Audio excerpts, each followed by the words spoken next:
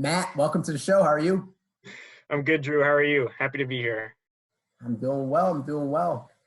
So, Matt, just help me break it down a little bit for our students listening. Let me know who Matt really is. Give us a kind of quick 60-second, 2-minute rundown of who you are, where you're from, your background. Sure. So I'm originally from Minnesota. Came out to Boston College in 2015. Recent graduate in 2019. I was a economics major with an international studies minor in the School of Arts and Sciences. And I was on the swim team at Boston College as well. So got to have a athletic experience. And I am now working in New York City, although given circumstances, I'm at home in Minnesota right now in financial restructuring consulting with FTI Consulting. That's awesome. So, former BC alum, BC Eagle, and like myself, student athlete. So, tell me a little bit more about that grind coming through the ranks of BC, balancing both school and athletics, academics and athletics. Yeah, I got my butt kicked by it a little bit freshman year. I came from a public school background where, if I'm being completely honest, if you were a smart kid, you could do pretty well without a ton of effort. And I walked into Boston College freshman year with that same mindset, and I got pretty bad grades and learned that you can't really coast at a school like BC. So I kind of matured a lot in my first 2 years academically, I would say, and developed a pretty good work ethic from there.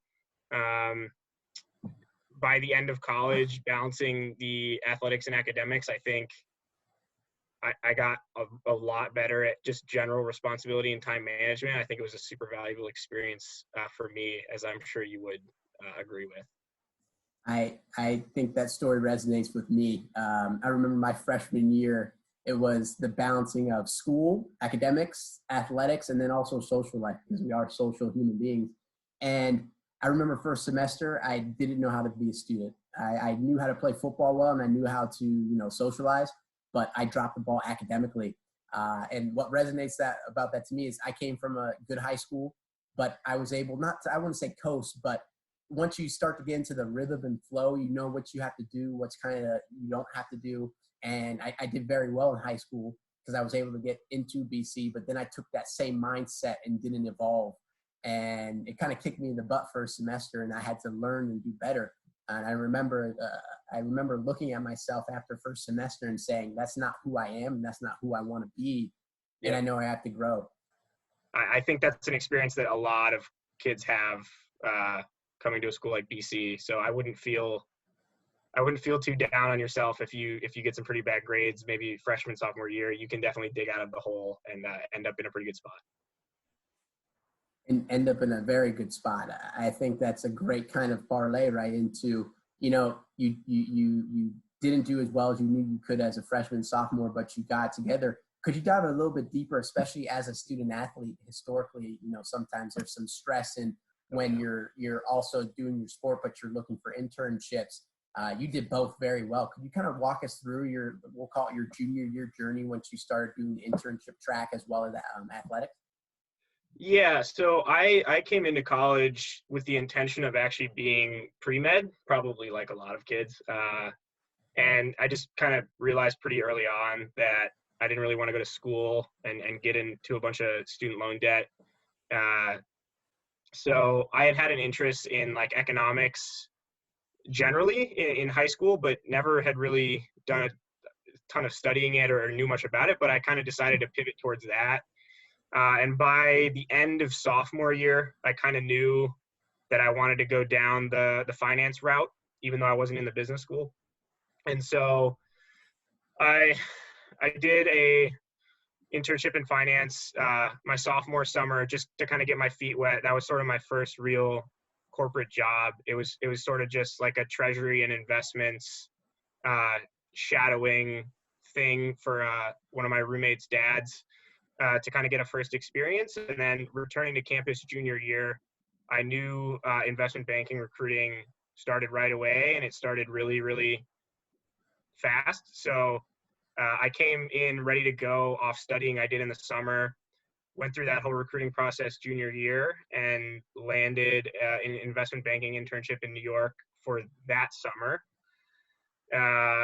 So I was on top of the ball for that, which you really have to be. That stuff, it's annoying and I hate it, but it moves so fast and it's so early. And for students that aren't aware, even like really, really smart kids that deserve those jobs can miss them just because they don't know. How did you started in M&A banking and you thought you were going to go down this financial services route. How did you transition into more of a management consulting role? Yeah, so in my summer at M&A, I kind of, being an economics major and having that viewpoint, I kind of saw some things that made me nervous about the economy from like a macro perspective, and I just felt like I wanted to be insulated from a downturn and do something that would fare better in that scenario. So I kind of intentionally made the switch over to financial restructuring into what I do now, which is kind of a hybrid role of sort of strategy consulting and financial restructuring on the consulting side. So it's a bit more operational than maybe a restructuring banker would be, but it's a really, really cool role because you get to see a lot of different varied stuff. It's almost like a halfway point between investment banking and like strategy consulting. So I'm a freshman or sophomore at BC, and I might be interested in doing either, let's say this, I'm interested in management consulting, but I don't know what that really entails. And then you say you're in restructuring. Could you kind of break down between the really two big differences? We'll call it management consulting or strategy versus reconstruction. Yeah. So first of all, for a student that's a freshman and sophomore who has no idea what I'm talking about, that is completely fine. I was the same way. No one is going to expect you to know what any of this is, even until you're like a junior or senior, and even then, it's complicated stuff, and an interest in it is more important than like super technical knowledge. But essentially, financial restructuring centers around the bankruptcy process and companies that are running out of cash or in distress scenarios that need help with some aspect of that, whether they need to cut costs or find a way to emerge from bankruptcy with a better business plan, things along those lines. Strategy consulting, more traditionally at a place like McKinsey or Boston Consulting Group or Bain, is going to be more like like high level strategy work, like how do we bring this new product to market, or what's a new industry vertical we can pursue, things like that. It's a little bit more corporate strategy and a little bit less like financial analysis and data heavy stuff. That's how I would describe the difference. Right. And so with that in mind now, okay, I can look at strategy versus reconstruction. In our current climate, so COVID is here, industry, the globe is shut down, and you do work with companies that are either filing bankruptcy or will file it or are currently in it and are trying to figure out what their next steps are. Why is a management consultant who specializes in reconstruction, why is that valuable? What does that do for this economy now? How does that fit into the bigger piece? Yeah, so bankruptcy carries a very negative connotation as a term, and it is a bad thing. It means a company is struggling, but it's a useful tool for companies because what it does is it wipes the slate clean. So if a company is under a big burden of debt and they have a bunch of people they can't pay and it's weighing on the business, a lot of times it can be more valuable to just file bankruptcy, wipe all that clean. You have a new balance sheet, and going forward from there. So when companies are struggling, it can actually be a positive. Where you run into trouble is when a lot of companies are filing for bankruptcy at the same time, which is what we could be facing soon, because that kind of slows down the economy as a whole and can cause problems that way. But it's not a completely, like when I was younger, I used to think that bankruptcy meant like a company ceased to exist, but that's not necessarily the case, unless it gets liquidated. A lot of times bankruptcy just means the company is sort of reformulating its strategy and starting over. What makes this industry so unique in terms of why that's important, and what should students take away from why reconstruction might be a viable career option, especially in an early career stage setting? Yeah, I think, at least for me, the part of it that was appealing was you're kind of like walking into a burning building and trying to put it out from the inside. So you're walking into really complex situations that are super tense, with management teams that are very on edge and like really need help. And so it's a very high impact position. You're helping people that really, really need it, rather than maybe pitching some strategy to like a big corporation that's just going to throw away your strategy once you leave the room. So it's very rewarding in that aspect, because there's like a very definitive impact that you can have, and it's sort of a crash course in product management and dealing with people, because there's no more challenging scenario than trying to deal with a project team or a group of executives that are fighting for their jobs and their company. That's so valuable. So essentially what you're saying is, I come in and you're about a year into the business. Yep. You get real world experience in terms of you're interacting with corporate executives and all the way down, and understanding how not only just to come in and pitch and present what you know the company can do, but then you're also understanding how to build relationships and bring teams together who might not want to talk to each other, which is just as important, because business is a lot about people, and relationships, it goes a long way. So great. So now, what would you say the industry looks like, your industry outlook, in terms of where you think restructuring management consulting is heading, and where opportunity for students may lie? Yeah, so if anybody knew what was going to happen right now, I think we should probably elect them president or something, because no one really knows what's going on. It's super hard to forecast anything. But I will say, the longer that this quarantine goes, the more problems it's going to cause.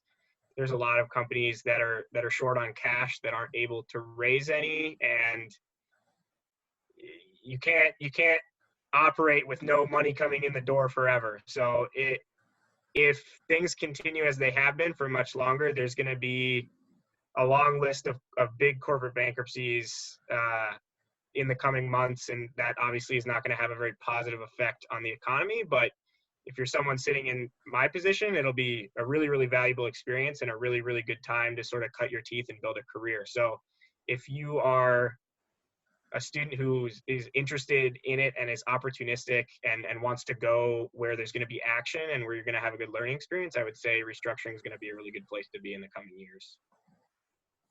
What traits make for a good reconstructing management consultant, or what skills, what are they looking for? Yeah, I think FTI, you have to have a solid foundation in accounting and finance, because you're looking at financial statements and you're dealing with all that stuff. That's not to say that you have to study it. I didn't study it. I was an econ major. I did not do finance or accounting. I self-taught it. It's not that challenging. So if you're a liberal arts kid like me and you're interested in it, I would encourage you to find a way to learn that. And if you're interested, pursue it. There's no barriers to it. But I think generally you have to be very organized to be a consultant. You have to be comfortable with numbers, and you have to be, at least for us, a big thing that we look at is sociability, and like being able to put you in front of management teams and clients, because you're interacting with them very frequently, and you got to be able to hold your own in a room. So how do I get comfortable? So great, I go to BC, I can take my finance and accounting classes. If I'm an MCAS or a liberal arts major, I can do a minor in finance or one of those quantitative tracks, and I can be analytical, I can be organized. How do I develop some of those softer skills, being comfortable around executives or people 2 times my age? Yeah, I mean, there's a lot of ways to do it. I think the easiest way, and what I did, is just starting from like sophomore year on, just setting up phone calls with various people that do any job you're interested in, just getting people on the phone and getting comfortable talking about yourself, talking about business and finance, and sort of, I mean, finance has kind of a lingo to it and a lot of weird terminology that can be really intimidating for somebody that doesn't know it.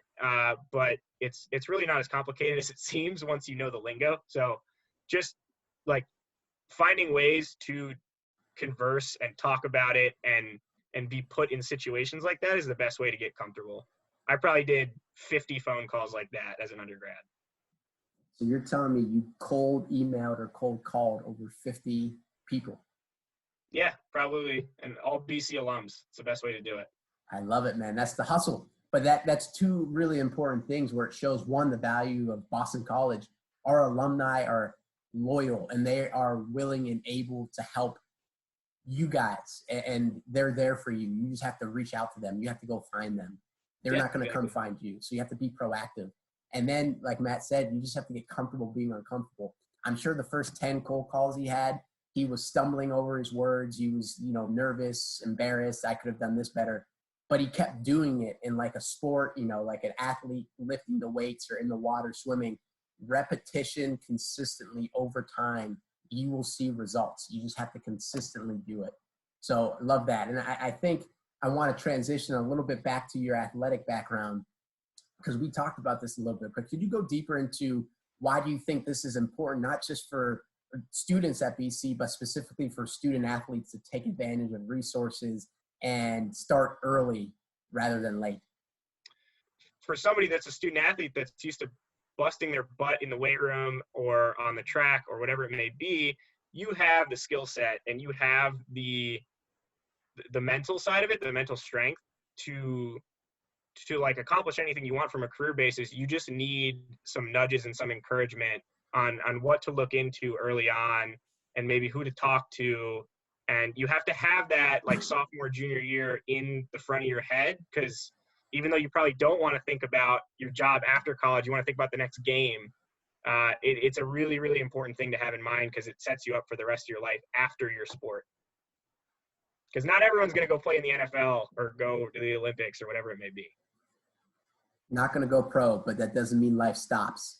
Right. And even if it's a busy season, that doesn't mean you have to do it in the season. We all have off seasons. For me, it was the spring semester. For you, it was kind of quasi, kind of early and then late spring. So you have an off season. So put the work in the regular season for the sport you're doing. But then when you get to the off season, dedicate, an hour a week. It doesn't take much. There's plenty of time. You just have to be committed to do it and recognize that you want to hedge some of your bets and say, if I don't make it, what's next? And that's something BC does prepare you very well for. So Matt, listen, as an Eagle, we have a once an Eagle, always an Eagle section. So I'd love to get your insight a little bit more. So take me back. You're a senior, junior, senior. It's 2000, we'll call it 2018 or 2019. It's late. You just got back from MAs or at the mods. What are you ordering from late night? I think it was almost always mozzarella sticks and fries. Classic staple. Love it. Yeah. Matt, any last takeaways for our students to hear before we go? I would just say, I'm a busy guy, but I'm always available if somebody wants to reach out. I think you can find me on LinkedIn or elsewhere. It's just Matt Sabal. And I'm happy to talk to people that are interested. I think this is going to be a really challenging next year or two or maybe beyond for people in undergrad. And I'm not envious of your position, but you're all in the same boat and you all have the same opportunities. So I wouldn't I wouldn't feel tentative or scared about it. Obviously it's stressful and there can be anxiety, but I would see it as an opportunity and a really good chance to learn and try to still have fun and experience some of those Boston College memories if you can. Love it. Trust the process. Matt, we'll put your LinkedIn and your email in the show notes afterwards. Matt, really, really appreciate it. Thank you for coming back, giving back to your school, to your fellow classmates. Once an Eagle, always an Eagle. Once an Eagle, always an Eagle. Look forward to talking to you soon. Stay busy because I know you're going to be busy, and enjoy your time in Minnesota at home and with the family.